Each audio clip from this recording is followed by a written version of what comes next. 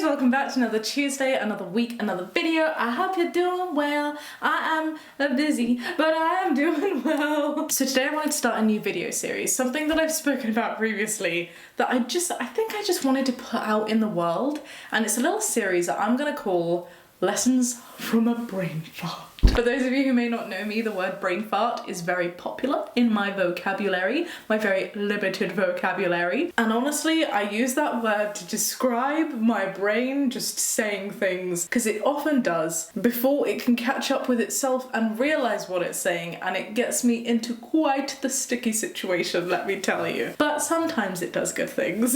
And one of the good things that it does is picks up on little memories, stories that I've seen or heard that come back to me at times. And I'm a very visual person, and I really resonate with like morals of stories. That is how I live my life. So when I like see something happening, I'll be like, the mincemeat story. And it grounds me, and that's what I wanted to talk about today. I thought that'd be a great one to start it off. The mincemeat story. So I came across the mincemeat story in the days of Tumblr. Can you believe I'm showing my age? I saw this little post, well, it wasn't a little post actually, it was quite a long rant that this lady had posted about her husband going to the supermarket for her. So in this post, this woman writes that she's busy, and when exclaiming that she is busy, her husband's like, oh, let me do something for you. You said you needed to do a food shop. I'll do the food shop. How sweet is that? This guy offers to head over to the supermarket to do the food shop. I mean, I'm making it sound very heteronormative. You do the food shop, you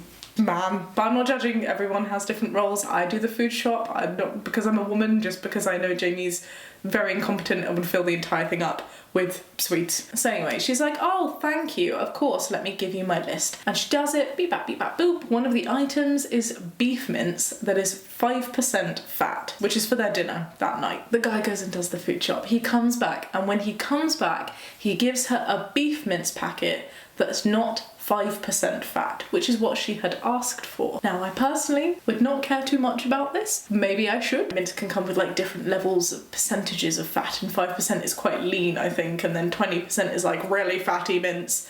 And so he had gotten 20% wham bam super fatty mince ma'am.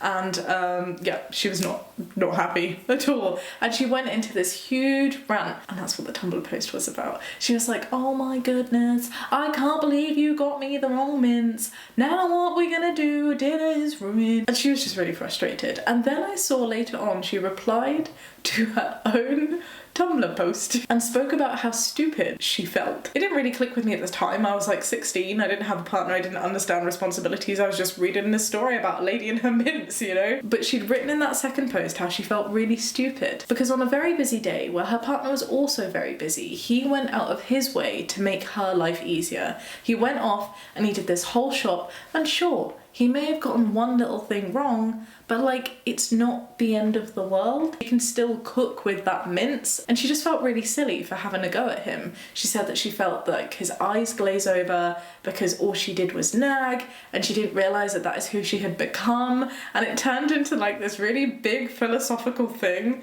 And I was like, whoa, deep. I just come on here for cute puppies. But now that I'm an adult and I understand responsibilities and what it's like to live with someone, and I've been with Jamie for like, it'll be 10 years this November. Can you believe? That really like clicked something in me. I don't know why. I often think back about this lady and her mincemeat. It sounds like such a weird thing to say, but it's true. Like, sometimes I feel like I personally, I'm calling myself out here, get caught up in the tiny little details. Why did you have to do that? Why do you put the toilet roll in where the little flappy bit is on the outside of the wall, not the inside where it's like intuitive to then pick it off? Why did you do that, Jamie? Why is it that when you see that the milk's gone off, you put it back in the fridge instead of putting it near the sink to sort out? Like, why? But then I'm like, why do I have to say something? Of all of the things that Jamie does in like the grand scheme of things, these are teeny tiny mistakes that don't need to be brought up. I don't need to nag him about it. It doesn't make my life particularly easier. So be like the lady with the mincemeat. Or don't be like the lady with the mincemeat. Roll with the 20% beef mince. It's okay. It's okay for a day. Yeah, that was my little brain fart moment. That's something that I often honestly think about more than you would imagine. I doubt I will ever find mincemeat lady, but she's honestly changed my relationship.